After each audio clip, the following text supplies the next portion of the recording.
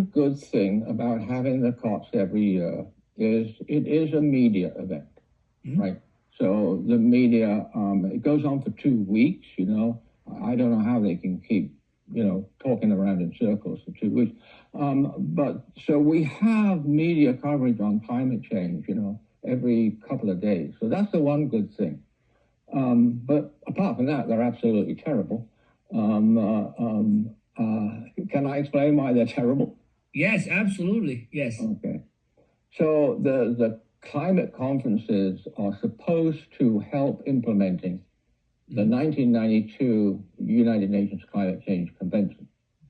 And as you can see, I've been around this aspect for a long time. I can remember the Rio and the agreement on the Climate Change Convention there, which is a wonderful thing. And I was quite pleasantly surprised that it is a great convention. Unquestionably to me, it's the strongest convention there is. But what's happened with the COPs is, because the COPs have basically been taken over by the oil interests, by the petrostates, they have watered down the convention more and more and more. And Paris was a big watered down of the convention. Now, that actually is not allowed, because one of the clauses in the convention is that any protocol or whatever you want to call it, agreement that comes down, still the 1999 convention rules.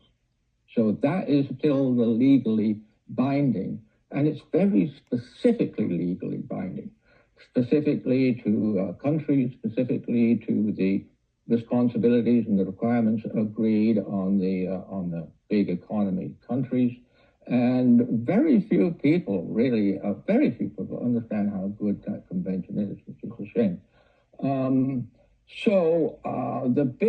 They're set up to fail.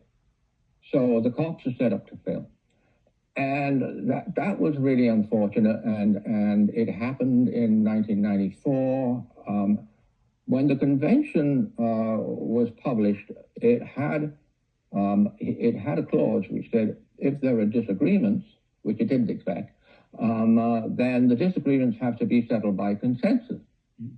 So consensus is in the United Nations General Assembly, on most matters, it's simple, 50% or 50%. On what they call important matters, it's a 2/3 majority, right? So everybody assumed that it's going to be a 2/3 majority for the climate change.